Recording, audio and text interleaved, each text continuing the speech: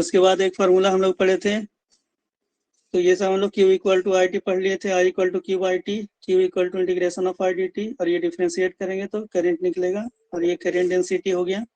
उसके बाद I equal to N E A V T, एक ये फार्मूला, इसी पे जब बहुत सारा हम क्वेश्चन भेजे हैं।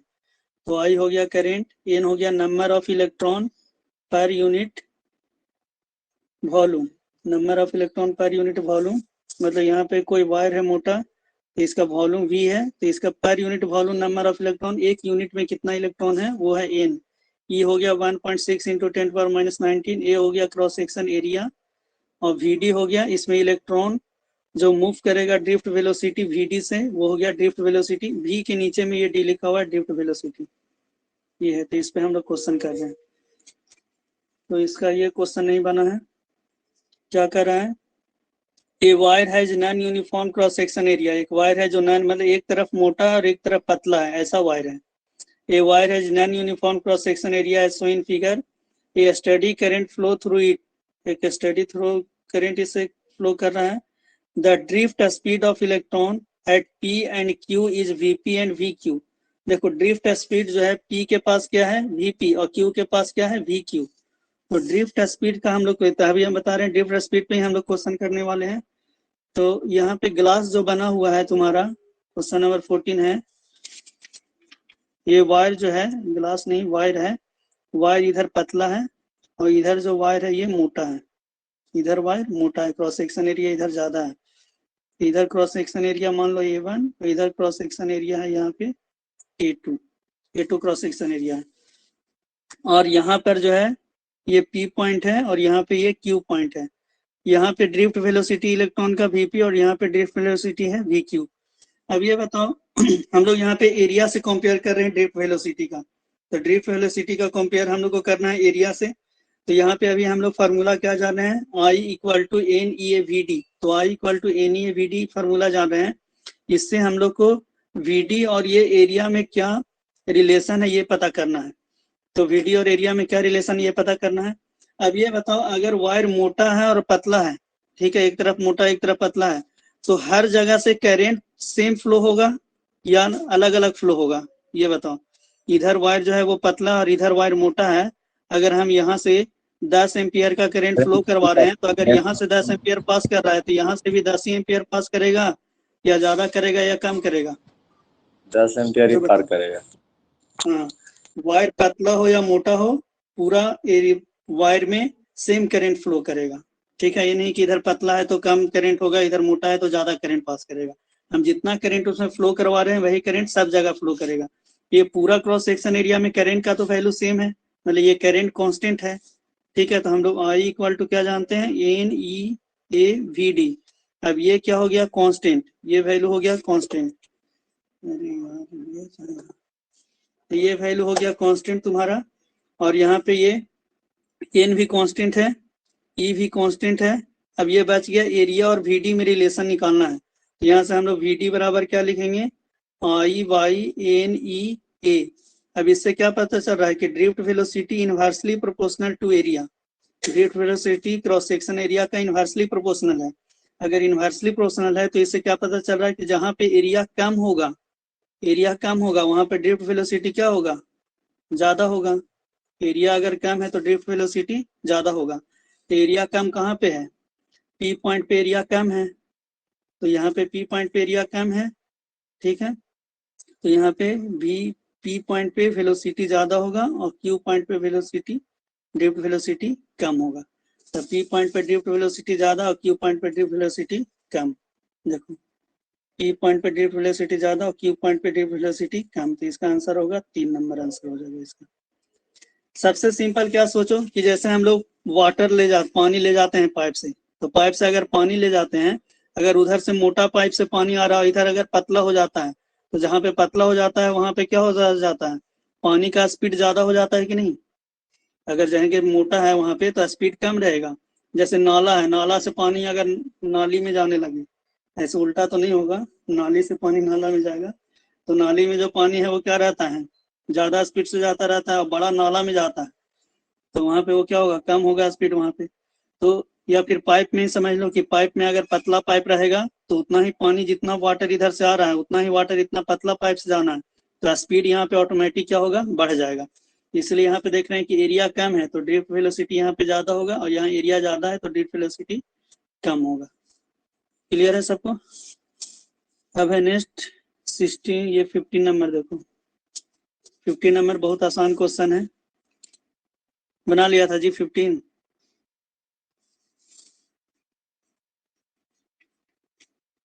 नहीं बना सर, था जी अभी? नहीं बना।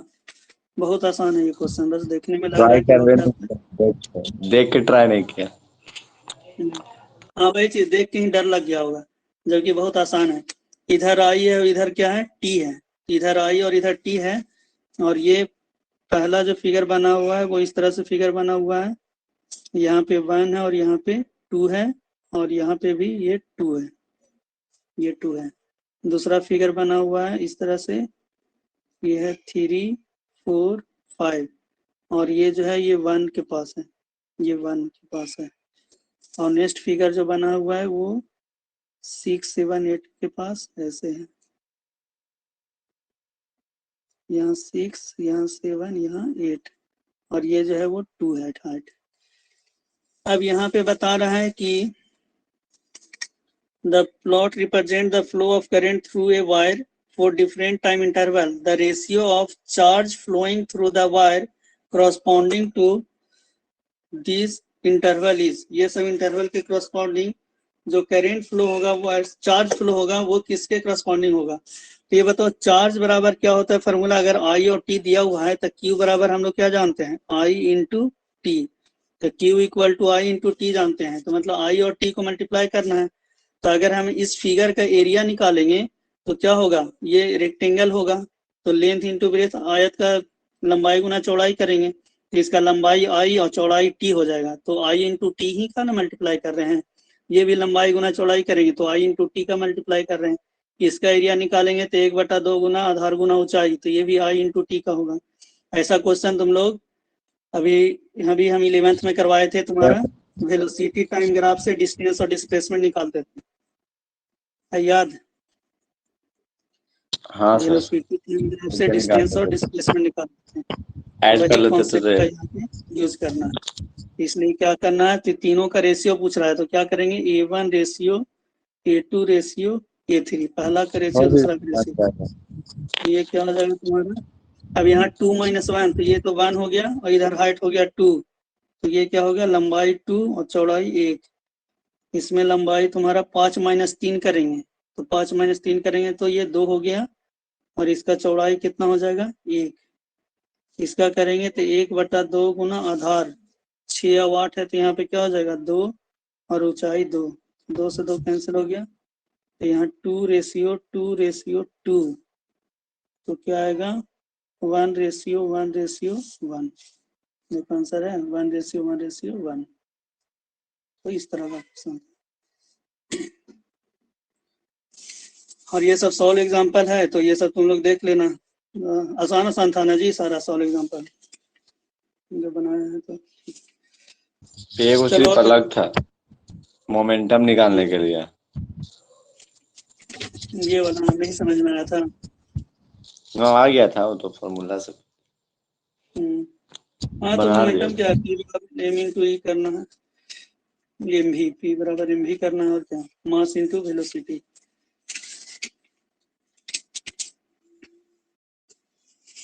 चलो समझा देते हैं इसमें। देखो पी बराबर क्या करना है, ये मोमेंटम है तो मोमेंटम संवेग बराबर क्या होता है, द्रव्यमान गुना वेग, सब लोग पढ़ा होगा, मास इंटू वेलोसिटी। तो यहाँ पर मास इंटू वेलोसिटी निकालना है तो हमको मास निकालना है, तो मास निकालना है जितना इलेक्ट्रॉन है उस वॉल्यूम में, तो वहां पे उसका हमको मास निकालना है। तो देखो दिया हुआ, the total momentum of electron in a straight wire of length L equal to 1000 metre है, carrying a current 70 ampere will be, उसमें करेंट कितना है 70 एम्पियर का करेंट है, और लेंथ दिया हुआ है, तो बोल रहा है कि टोटल मोमेंटम क्या होगा इलेक्ट्रॉन का। चलो इसको बता देते हैं, इंफॉर्मेशन बहुत कम दिया है और क्वेश्चन बड़ा है। कोई वायर है इसका लेंथ एल हो गया और सेक्शन एरिया ए मान लेते हैं ए है। और इसमें इंफॉर्मेशन दिया हुआ है क्या क्या, इंफॉर्मेशन दिया हुआ L equal to 1000 metre, I equal to 70 ampere और मोमेंटम पूछ रहा है कि क्या होगा। अब यहाँ पे हम लोग क्या कर सकते हैं, मोमेंटम निकालना है तो मोमेंटम बराबर होता है P बराबर मास इंटू वेलोसिटी। तो वेलोसिटी यहाँ पे क्या होगा, ड्रिफ्ट वेलोसिटी। तो हम अगर ड्रिफ्ट वेलोसिटी से यहाँ पे तो वेलोसिटी निकल जाएगा। और मास के लिए हमको क्या करना पड़ेगा, ये नंबर ऑफ इलेक्ट्रॉन हमको देखना पड़ेगा कि नंबर ऑफ इलेक्ट्रॉन कितना है और डेंसिटी, और फिर उसके बाद फिर हमको मास ऑफ इलेक्ट्रॉन वहां पे देखना पड़ेगा।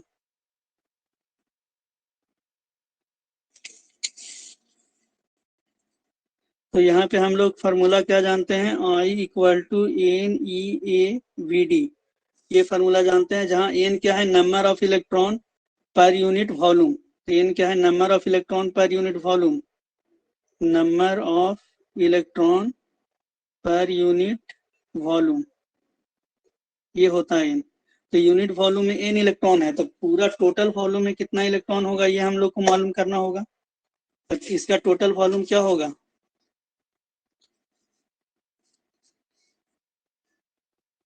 पाई आर टोटल स्क्वायर। देखो एरिया ए है और लेंथ एल है, तो बेलन का क्या होता है पाई आर स्क्वायर एच होता है। तो पाई आर स्क्वायर की जगह पे क्या हो जाएगा एरिया, और एच की जगह पे क्या हो जाएगा एल। तो टोटल वॉल्यूम क्या हो जाएगा ए इंटू एल। तो टोटल वॉल्यूम ए इंटू एल हो जाएगा।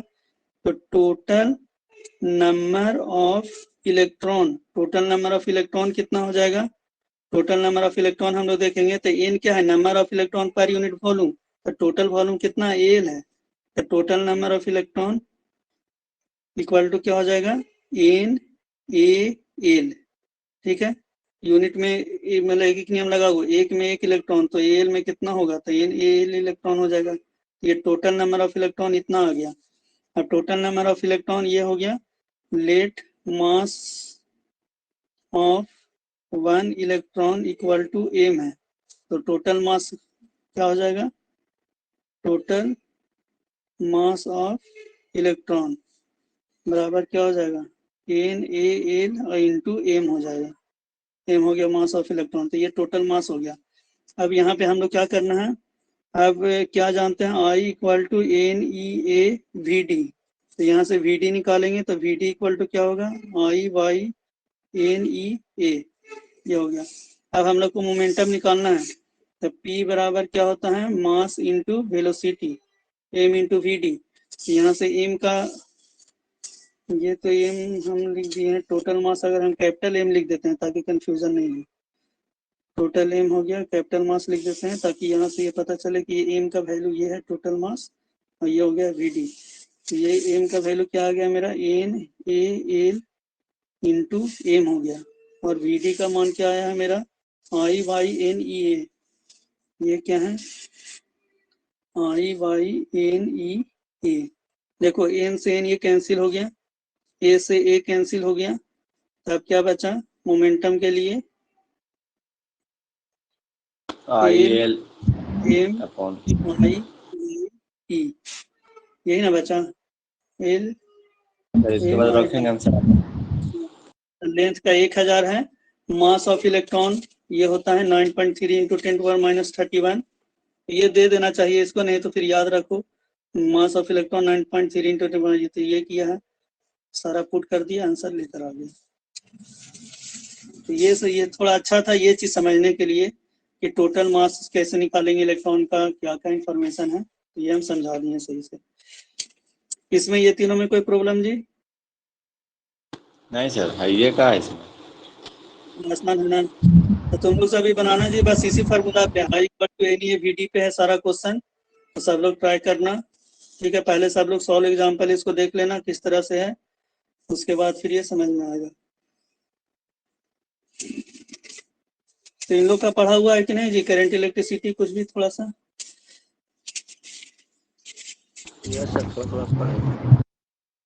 चलो पढ़ा हुआ है तो ठीक है, फिर नहीं तो फिर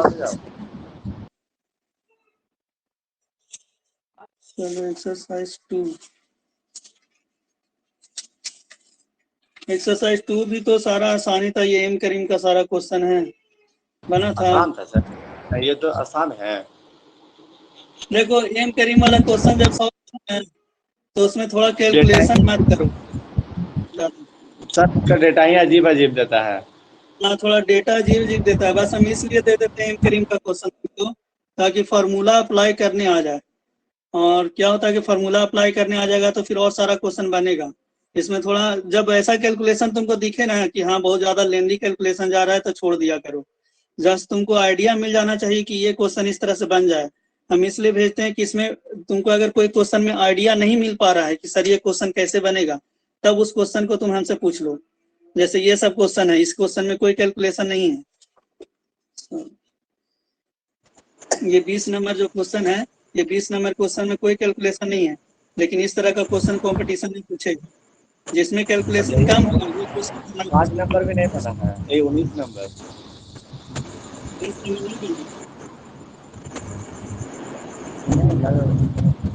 नहीं बना, बनाइए।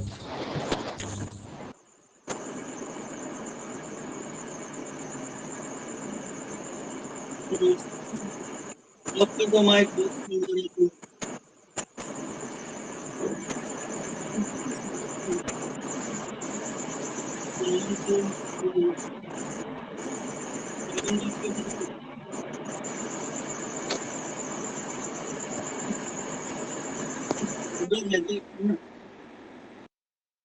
नहीं करने आ रहा था क्या, उसको एग्जिट हो गया।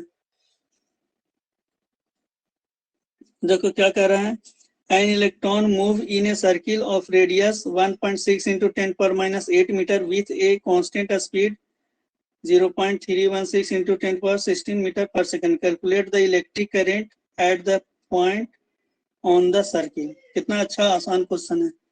ये क्या हो रहा है कि circle speed into distance upon time वाला से बनेगा, उसके बाद एरिया निकाल के। नहीं, ये रेडियस दिया हुआ है और इसमें ये कितना स्पीड से मूव कर रहा है वो दिया हुआ है। तो हम लोग करंट निकालना है। यहाँ पे करंट का वैल्यू कितना है,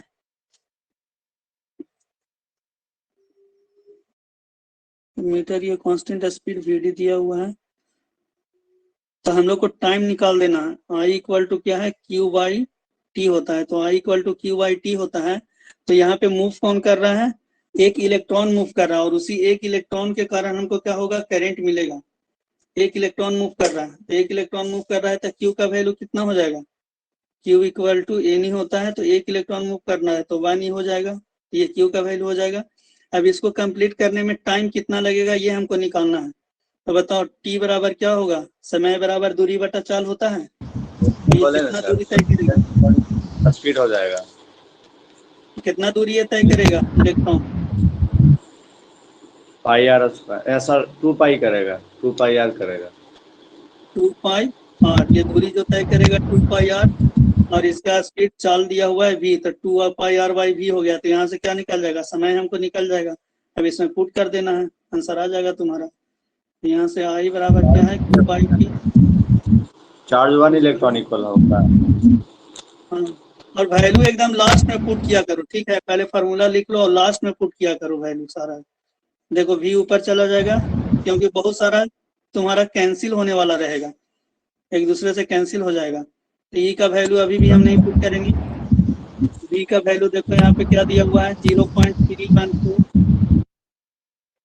इंटू 10⁻6 ये दिया हुआ है क्वेश्चन में। और यहाँ पे हो गया 2 इंटू पाई इंटू आर का वैल्यू दिया हुआ है तुम्हारा 1.6 इंटू 10⁻8 दिया हुआ है। तो देखो यहाँ पे बहुत सारा तुम्हारा ये कैंसिल हो जाएगा। ई के वैल्यू क्या पुट करेंगे, 1.6 इंटू 10⁻19। इसको 0.314 है, तो इसको हम 3.14 कर लेते हैं। तो 3.14 करेंगे तो यहाँ इस पे 10⁵ हो जाएगा। इसमें से एक 10 इसमें मल्टीप्लाई कर देंगे तो 3.14 इंटू 10⁵ ये हो गया। यहाँ 2 इंटू 3.14 पाई का वैल्यू पुट कर दिए, 1.6 इंटू 10⁻8। अब देखो ये क्या हो गया, ये आराम से कैंसिल हो गया, ये भी आराम से कैंसिल हो गया। तब क्या बचा, 1/2 बचा।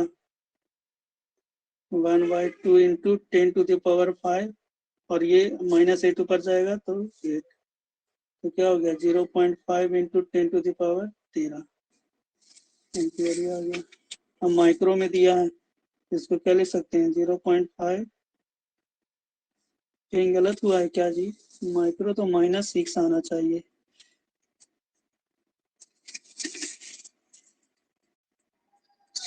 यार -8 है।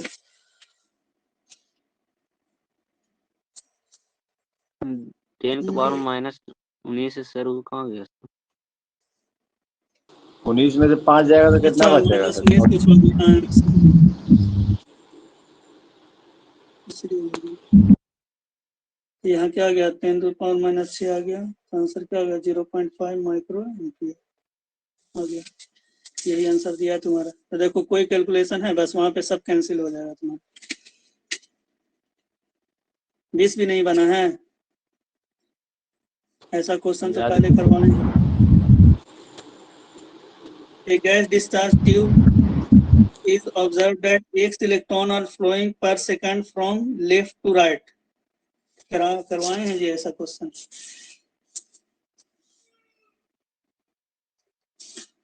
मान लो कि कोई वायर है और इस वायर में से क्या कह रहा है कि X इलेक्ट्रॉन मूव कर रहा है। इलेक्ट्रॉन किधर मूव कर रहा है, X electron are flowing per second from left to right.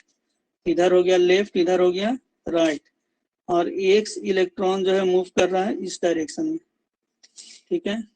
And Y proton are flowing per second from right to left. अब यहाँ पे प्रोटॉन है, Y प्रोटॉन है, मतलब ये प्लस चार्ज है, और ये किधर मूव कर रहा है, राइट से लेफ्ट की तरफ। तो कह रहा है कि फ्लोइंग कैलकुलेट करेंट, करेंट का वैल्यू क्या होगा। तो कितना अच्छा क्वेश्चन दिया है, बस कॉन्सेप्ट क्लियर कर रहा है। यहाँ पे क्या है, अब ये बताओ करेंट का डायरेक्शन किधर होता है, इलेक्ट्रॉन जिधर फ्लो करता है डायरेक्शन में, उसी डायरेक्शन में। इलेक्ट्रॉन के अपोजिट डायरेक्शन में सर। तो इलेक्ट्रॉन के अपोजिट डायरेक्शन में, तो इलेक्ट्रॉन लेफ्ट से राइट मूव कर रहा है, तो इलेक्ट्रॉन के जो कारण जो करेंट होगा वो इसके अपोजिट में होगा। तो इसका हम नाम दे देते हैं IX, मतलब एक्स के कारण हो रहा है तो IX इधर हो गया। और प्रोटॉन जो है वो राइट से लेफ्ट मूव कर रहा है, तो प्रोटॉन अगर राइट से लेफ्ट मूव कर रहा है तो बताओ प्रोटॉन अगर प्लस चार्ज इधर मूव करता है, करेंट का डायरेक्शन किधर होता है, उसी के तरफ, उसी डायरेक्शन में। तो ये कॉन्सेप्ट याद रखना, माइनस चार्ज इधर मूव करेगा, करेंट का डायरेक्शन उसके अपोजिट में होगा, और प्लस चार्ज इधर मूव करेगा, करेंट का डायरेक्शन उसी डायरेक्शन में होगा। तो Y के कारण भी जो करेंट का डायरेक्शन होगा वो इसी डायरेक्शन में होगा, तो ये क्या होगा IY। तो I नेट जो होगा, नेट करेंट वो क्या होगा IX प्लस IY, दोनों को क्या करेंगे ऐड कर देंगे। तो यहाँ पर क्या है, n नंबर ऑफ इलेक्ट्रॉन है, तो यहाँ पे Q बराबर n ही होगा। अब पर सेकंड दिया हुआ है, अब पर सेकंड दिया हुआ है तो I बराबर क्या होता है Q/T, T का वैल्यू 1 पुट करेंगे तो जो Q का वैल्यू आएगा वही क्या होगा करेंट होगा। तो यहाँ Q बराबर क्या होता है n ही होता है, n इंटू ई, n इंटू ई हम लोग जानते हैं। अब n ही यहाँ पे n है, यहाँ पे x, n के जगह पे क्या होगा, चलो हम IX का लिख लेते हैं। IX बराबर क्या होगा Q बराबर n ही होता है, तो यहाँ पे क्या हो जाएगा x इलेक्ट्रॉन है तो x इंटू ई, और IY क्या हो जाएगा प्रोटॉन, इलेक्ट्रॉन और प्रोटॉन दोनों पे तो चार्ज सेम ही होता है, और यहाँ संख्या n के जगह पर क्या हो जाएगा YE, तो यहाँ पे क्या हो जाएगा तुम्हारा IX की जगह पर XE plus x sorry YE, तो आंसर क्या हो जाएगा x प्लस y इंटू ई, ये हो गया सिंपल। देखो यहाँ पे x प्लस y इंटू ई। अब क्या रहेंगे question, what is the direction of current. तो डायरेक्शन ऑफ करेंट किधर आया मेरा, राइट से लेफ्ट, टोटल करेंट राइट से लेफ्ट, तो डायरेक्शन ऑफ करेंट किधर है राइट टू लेफ्ट। और बताओ 22 नंबर ट्राई किया था, नहीं अब छोड़ दीजिए। 22 नंबर सेम है, ठीक है। बस यहाँ पे 22 नंबर देखो, अब 22 नंबर सॉल्व करने का कोई मतलब ही नहीं बनता है, बस ये फार्मूला लगा दो, x के जगह पर 1.25 लिख दो और y के जगह पे भी 1.25 पुट कर दो, हो जाएगा आंसर। इसी में पुट कर दो दोनों वैल्यू आंसर। फिर 23 नंबर में क्या कर रहा है, दिखाई दे रहा है जी तुम लोग को सही से?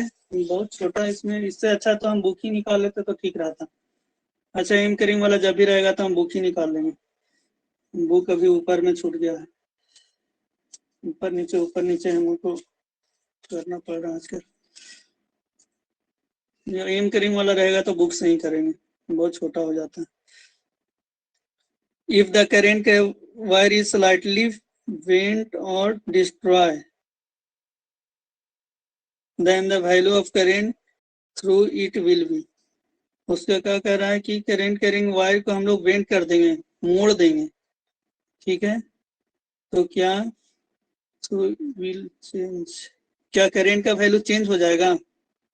बताओ, वायर को मोड़ देने से क्या होता है, करेंट का वैल्यू कभी चेंज होता है? नहीं होगा, लेंथ पे डिपेंडेंट नहीं करता करने से कोई फर्क नहीं पड़ेगा। What is the unit of quantity I by CV, where I is current, V is the potential difference और C is equal to coefficient। देखो Q बराबर CV हम लोग जानते हैं कि नहीं, Q बराबर CV जानते हैं, तो यहाँ पे I बटा Q आ जाएगा। बहुत अच्छा, ये भी क्वेश्चन है। यहाँ पे क्या है, I by CV है, ये सब बोर्ड एग्जाम में पूछ सकता है तुम्हारा। तो I by क्या हो जाएगा, Q इक्वल टू CV हम कैपेसिटेंस में पढ़ाए थे। अब I by Q है तो ये किसके बराबर होगा, T के बराबर होगा? नहीं, T नहीं, Q बराबर IT होता है, तो 1/T हो जाएगा। चलो I by हम लोग क्या जानते हैं, Q इक्वल टू IT, हमको I by Q करना है, तो 1/T equal to I by Q। तो ये क्या हो जाएगा, 1/T के बराबर आ जाएगा, तो 1/T क्या होगा, सेकंड इनवर्स हो जाएगा। यूनिट देखेंगे तो क्या होगा, सेकंड इनवर्स दे दिया। चलो 25 नंबर तो आसान बन गया, बाकी पीछे 25 बन गया। इधर ये एक एनर्जी वाला क्वेश्चन अच्छा था 35 नंबर, लेकिन बता दीजिए तो 35 नंबर सर। ये सर ये क्यों भी और से न बनेगा। चलो 35 नंबर क्या कर रहा है, A wire is given length having current density J is stretched to double of its length। चलो अच्छा क्वेश्चन है ये क्या कर रहा है कि वायर है लेंथ एल का, जिसमें कैलकुलेशन नहीं ना रहेगा, एम करीम का क्वेश्चन वो बहुत अच्छा रहता है। इसी के बाद दे देता है सेम क्वेश्चन कैलकुलेशन वाला। A wire of given length having current density J is stretched to double its length, उसको खींच के डबल लेंथ का कर दिया गया, तो वायर तो पतला होगा ही होगा, अगर हम खींच के डबल कर रहे हैं तो वायर तो पतला हो जाएगा। What will be the value of current density in it? First में if same current is pass, और बी में है if same potential difference is maintained। Potential difference हम सेम मेंटेन कर रहे हैं। और सेकंड तो ये तो तुम्हारा फिर रेजिस्टेंस से रिलेटेड हो जाएगा जी, सेकंड वाला में रेजिस्टेंस लग जाएगा, रेजिस्टेंस तो अभी पढ़ाए नहीं है तुम लोग को। R equal to rho L बटा ए लग जाएगा, सेकंड में जो पोटेंशियल डिफरेंस वाला क्वेश्चन है उसमें।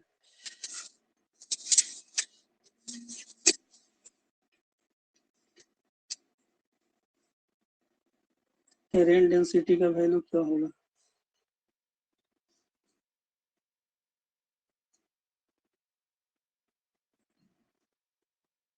चलो अभी मान लेते हैं ये वायर है और वायर का जो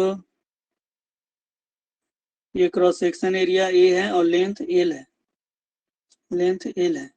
अब वायर को क्या कर रहा है कि खींच करके हम डबल लेंथ का कर देंगे, इसको हम क्या कर रहे हैं, खींच कर हम इसको डबल लेंथ का कर रहे हैं, तो इसको जब हम डबल लेंथ का कर देंगे खींच करके, ठीक है, तो वायर पतला हो जाएगा और इसका लेंथ क्या हो जाएगा, 12 हो जाएगा, लेंथ 12 हो जाएगा। तो ये बताओ क्रॉस सेक्शन एरिया इसका कितना हो जाएगा, ये हमको देखना है, ए डैश कितना हो जाएगा।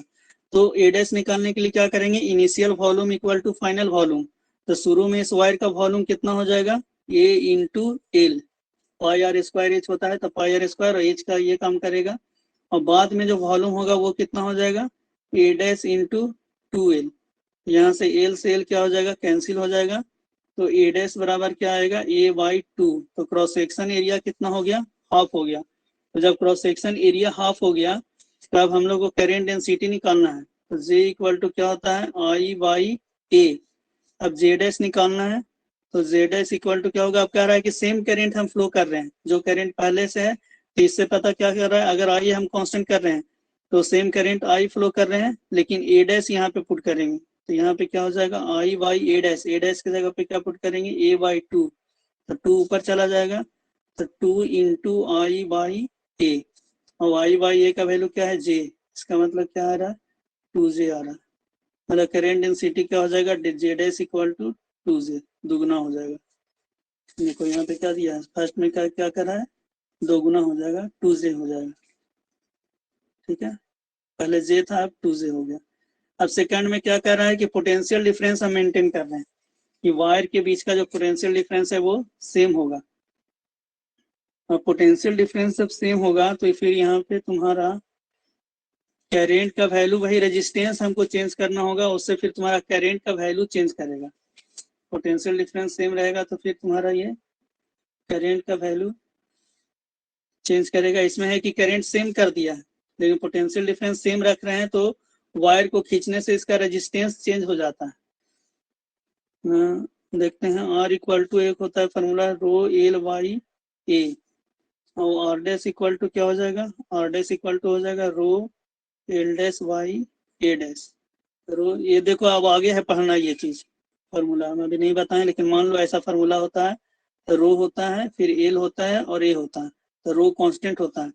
अब L dash by A dash है, तो नया लेंथ कितना हो गया तुम्हारा, रो नया लेंथ हो गया तुम्हारा 2l, और नया क्रॉस सेक्शन एरिया कितना हो गया, a by 2। Cross section area हो गया a बाई 2, 2 ऊपर चला जाएगा, तो आर डैश इक्वल टू क्या होगा, 4 रो एल वाई ए।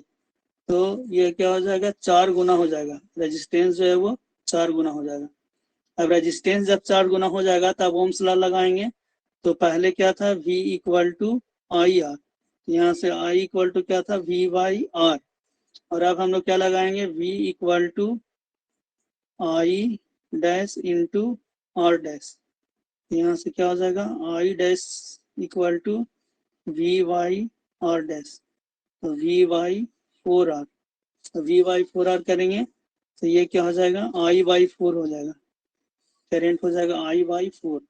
अब करेंट I बाई 4 हो गया, अब J इक्वल टू क्या होता है, I बाई A। ठीक है, तो यहाँ पे क्या हो जाएगा, J dash equal to I dash by A dash, I dash by A dash. अब I डैश का वैल्यू कितना हो गया है, I बाई 4, और A डैश का वैल्यू कितना हो गया है, A बाई 2। यहाँ से क्या हो जाएगा, I by 4 into 2 by A, ये कैंसिल हो जाएगा। यहाँ से क्या हो जाएगा, 1 बाई 2 I बाई A, ये क्या हो जाएगा, 0.5 J। बहुत अच्छा ये क्वेश्चन था तुम्हारा, 0.5 J। पूरा क्लियर स्टेप बाय स्टेप एकदम बनाए हैं। तो ये फर्स्ट का आंसर हो गया था, यहाँ से सेकंड का स्टार्ट किए। ठीक है, यहाँ के बाद अब ये हम धीरे धीरे बनाए। अब इसी चीज को तुमको शॉर्ट करना है, फास्ट करोगे रफ में, अब इतना थोड़ी लिखना है तुमको बस 2 मिनट में क्वेश्चन सॉल्व करना है। रहने दे, कितना टाइम हो गया जी, 9 बज गया।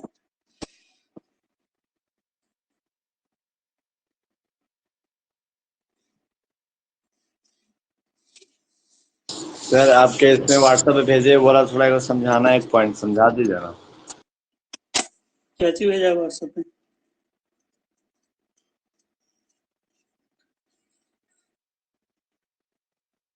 अभी भेजा है?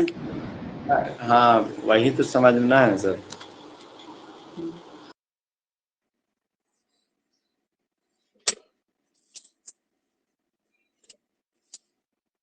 तो ये लोग सब रांची में ही पढ़ता है जी साथ में? अंतर है सर। तो वहाँ रांची में पढ़ता है ना कि है एंट्री में? अंतरगंज गुरु नानक में पड़ता है बोले तो। अच्छा।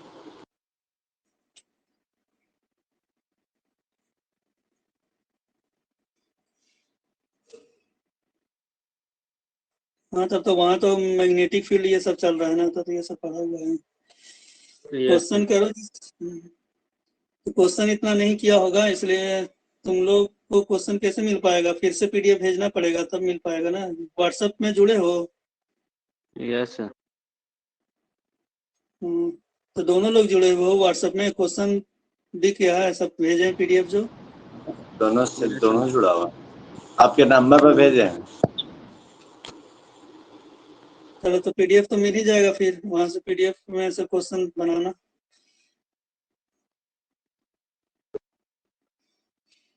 बोलो कौन सा? यहाँ पे ये देखिए आप, ये क्या लिखा हुआ है सर, मास फ्री पाथ जो है ना, मैन फ्री, मीन फिर हाँ मीन वाला। यही चीज तो उस दिन हम लोग नहीं किए थे ना जी, छोड़ दिया था। थ्योरी देना था हम लोग को, उसका रिलैक्सेशन टाइम बताना था। और उसके बगल में जो है ना वो वाला भी समझा दीजिए तो, रिलैक्सेशन टाइम ना जी, डायरेक्शन। तो इसी का तो करवाना था। हम लोग तो वहीं तक करके छोड़ दिए थे ना, आगे रिलैक्सेशन टाइम भी नहीं किए थे। और इसके ये वाला इधर वाला पॉइंट बताइए ना जिसमें सिर्फ एगो गोल किए हुए हैं। हाँ ये वाला, ये क्या बोल रहा है? ये बोल रहा है सर कि यहाँ मतलब कोई नीचे भी में देख, इलेक्ट्रिक लगा डालते हैं तो उसका डायरेक्शन चेंज होता है, नेगेटिव वाला और पॉजिटिव वाला उसी डायरेक्शन में रहता है, यही ना बोल रहा है? हाँ electron, the conversion direction of electron in the direction of flow of positive charge और applied electric field, it is opposite to the direction of flow. हाँ तो सेम तो चीज है जो अभी हम लोग डिस्कस किए। हाँ सर वही कर, कंफ्यूज थे, वही क्लियर कर रहे थे। वही चीज को बताना। तो मेन ठीक है। फ्री बात तो अब हाँ ये क्या दोनों बताए का थे है। कि इलेक्ट्रॉन जब मूव करता है तो उसका कोलिजन होता है ना आयंस के साथ, पॉजिटिव आयंस के साथ क्या होता है, कोलिजन होता है, वो टकराता है। तो जिगजैग मोशन में वो चलता है, टकरा टकरा करके इधर उधर। तो वही जो है, the average distance travel by A free electron between the two consecutive collision, मतलब लगातार दो कोलिजन जो करता है उसमें जो वो जितना डिस्टेंस ट्रेवल करता है उसी को हम लोग बोलते हैं मीन फ्री पाथ। जिसका हम अभी हम तुम लोग को बता रहे हैं। और फिर रिलैक्सेशन टाइम क्या है, the time taken by an electron between two successive collision is called relaxation time. ऐसे तो हम इसका थ्योरी अभी तुमको दिए नहीं है। वहां हम क्या बताए थे थ्योरी में कि इलेक्ट्रॉन जब मूव करता है इसके अंदर, तो इलेक्ट्रॉन क्या होता है, कोई एटम होता है और एटम का फ्री इलेक्ट्रॉन होता है। तो एटम का फ्री इलेक्ट्रॉन होता है तो इलेक्ट्रॉन तो यहाँ से बाहर निकल गया, लेकिन इसका एटम तो बचा हुआ रह गया उसके ही अंदर, ये प्लस वाला एटम। और ये इलेक्ट्रॉन बाहर निकल के घूम रहा है। अब इलेक्ट्रॉन जब बाहर निकल के घूम रहा है उसके अंदर, तो वो क्या होता है, उससे वो एटम का प्लस आयन से वो टकरा रहा है। और प्लस आयन से वो टकरा रहा है तो इसमें क्या हो रहा है कि वो यहाँ पे मान लो ये प्लस आयन है, फिर ये यहाँ पे प्लस आयन है, यहाँ पे प्लस आयन भरा हुआ है और इलेक्ट्रॉन मूव कर रहा है। अब इलेक्ट्रॉन मूव कर रहा है तो मान लो इलेक्ट्रॉन यहाँ से मूव किया, यहाँ गया और इससे टकराया। और फिर अब टकरा करके, अब ये मैं सोचना कि ये सर ये प्लस और ये माइनस है, तो प्लस और माइनस तो अट्रैक्ट हो जाना चाहिए, प्लस जा करके इलेक्ट्रॉन इसके अंदर चला जाना चाहिए। लेकिन हम लोग ये आयन जो बचा हुआ है, तो ये आयन क्या है, चारों तरफ से सील्ड है इलेक्ट्रॉन से, ऑक्टेट कंप्लीट है, इसका इलेक्ट्रॉन भी तो है चारों तरफ। तो ये माइन इलेक्ट्रॉन चाहेगा इस आयन से टकराने के लिए तो टकरा नहीं पाएगा, मतलब उसके नजदीक जाएगा और नजदीक जाकर के फिर वो लौट जाएगा रिपल्सन, क्योंकि इसके चारों तरफ जो इलेक्ट्रॉन है, ये इलेक्ट्रॉन और ये इलेक्ट्रॉन, दोनों इलेक्ट्रॉन इलेक्ट्रॉन है। ये प्लस का भी इफेक्ट रहेगा। अब ये सब तो केमिस्ट्री में पढ़ना है, सील्डिंग इफेक्ट ये सब, तो वो सब पे हम नहीं जाते हैं। अब ये इलेक्ट्रॉन इससे टकराएगा तो ये जब आगे बढ़ेगा तो इससे टकराएगा, फिर टकरा करके फिर मान लो कि इससे टकरा करके फिर यहाँ पे आया, तो एक बार इससे टकराया, फिर दूसरा बार इससे टकराया, तो ये दो सक्सेसिव कोलिजन में, लगातार दो कोलिजन में वो जितना डिस्टेंस ट्रेवल किया उसी को हम लोग बोलते हैं मीन फ्री पाथ। अब ये बहुत कोलिजन होगा, यहाँ के बाद फिर यहाँ कोलिजन होगा, फिर यहाँ कोलिजन होगा, तो कितना कोलिजन होगा, एक कोलिजन, दो, तीन, चार, तो चार कोलिजन हुआ। तो यहाँ पे हम लोग क्या करेंगे, टोटल कितना डिस्टेंस ट्रेवल वो निकाल लो। तो यहाँ पर 4 मान लो एस डिस्टेंस हम लोग लिख लेते हैं, तो यहाँ पर क्या होगा 4s और कितना कोलिजन हुआ, तो 4 कोलिजन हुआ, 4 से डिवाइड कर दिए तो एस निकल गया मीन फ्री पाथ। तो मीन फ्री पाथ यहाँ पे नहीं, यहाँ पे मीन फ्री पाथ क्या आ रहा है कि 2 लगातार कोलिजन में वो जितना डिस्टेंस ट्रेवल करेगा, 2 लगातार कोलिजन में वो जितना डिस्टेंस ट्रेवल करेगा, मतलब S plus S, S plus S, ये दोनों मिल करके जो 2s आएगा वो होगा तुम्हारा मीन फ्री पाथ लैम्डा। और ये 2 सक्सेसिव कोलिजन में जितना टाइम लगा वो टाइम क्या होगा, रिलैक्सेशन टाइम। ठीक है, तो लैम्डा बाय टी करोगे तो तुम्हारा वीडी, वो तो ड्रिफ्ट वेलोसिटी है, स्पीड आ सकता है, ड्रिफ्ट स्पीड आ सकता है, यहाँ से डिस्टेंस बटा टाइम करते हैं तो स्पीड आता है ना, तो ये ड्रिफ्ट स्पीड बोल सकते हो यहाँ से। और स्पीड का वैल्यू क्या होता है, 0 नहीं होता है, बताए थे कि ड्रिफ्ट वेलोसिटी जो होता है वो 0 हो सकता है, लेकिन ड्रिफ्ट स्पीड 0 नहीं होगा। चलो रिलैक्सेशन टाइम हम लोग को थ्योरी करवाना भी है, हमको तो ऐसा थ्योरी करवानी चाहिए। हाँ, कह रहे हैं कि कोई भी अगर मेटल है, कंडक्शन है, तो उसमें इलेक्ट्रॉन तभी मूव करेगा जब उसमें पोटेंशियल डिफरेंस होगा। नहीं, पहले से वो मूव कर रहा है थर्मल के कारण, थर्मल हीट के कारण इलेक्ट्रॉन उसमें मूव कर रहा है, लेकिन करेंट का वैल्यू 0 है, बहुत कम स्पीड से वो मूव कर रहा है थर्मल के कारण, नेग्लिजिबल स्पीड समझो है, तो मूव कर रहा है, लेकिन करेंट का वैल्यू 0 है, क्योंकि सबका नेट डायरेक्शन मिल करके वो एवरेज वेलोसिटी 0 हो जाता है। कोई आगे मूव कर रहा है, कोई पीछे मूव कर रहा है, जिगजैग मोशन में इधर उधर मूव करना, तो उससे 0 हो जाता है करेंट का वैल्यू। तो ऐसा नहीं हम बोल सकते हैं कि उसमें इलेक्ट्रॉन रेस्ट में है, इलेक्ट्रॉन मूव कर रहा है, बस इलेक्ट्रिक फील्ड देने से उसका स्पीड बढ़ जाता है, और जो इधर उधर मूव कर रहा था वो सब एक ही डायरेक्शन में मूव करने लगता है। मतलब वो सिचुएशन अर्थ के साथ, अगर अर्थिंग भी देंगे तो फिर वो मूव करने लगेगा ना। हाँ, अर्थिंग देते हैं किस लिए, पोटेंशियल डिफरेंस ही अप्लाई करने के लिए ना, इसमें पोटेंशियल डिफरेंस आ जाए। इंडक्शन मेथड से भी ना सर इलेक्ट्रॉन ही हो सकता है, फ्लो हो तो उसमें सकता है ना। करंट थोड़ी फ्लो करता है, उसमें करंट थोड़ी फ्लो। हाँ वो तो है ना सर, तो फिर दोनों में तो एप्लीकेबल है ना। चलो ठीक है, सब लोग क्वेश्चन बनाओ जी। ठीक है, एम करीम वाला क्वेश्चन देखो, पहला क्वेश्चन अगर समझ में आ गया तो दूसरा क्वेश्चन उसी फॉर्मूला पे बेस्ड कैलकुलेशन वाला है तो छोड़ दो, एम करीम को ऐसे ही बनाओ, एम करीम का सारा क्वेश्चन सॉल्व मत करो, टाइम वेस्ट है सिर्फ। जैसे अभी हमें x equal to X plus Y into E आया था, तो एक को सॉल्व कर दिए, दूसरा हम जान रहे हैं कि इस पे पुट करके बन जाएगा, तो छोड़ दो उसको, नेक्स्ट क्वेश्चन पे चले जाओ। चलो ठीक है।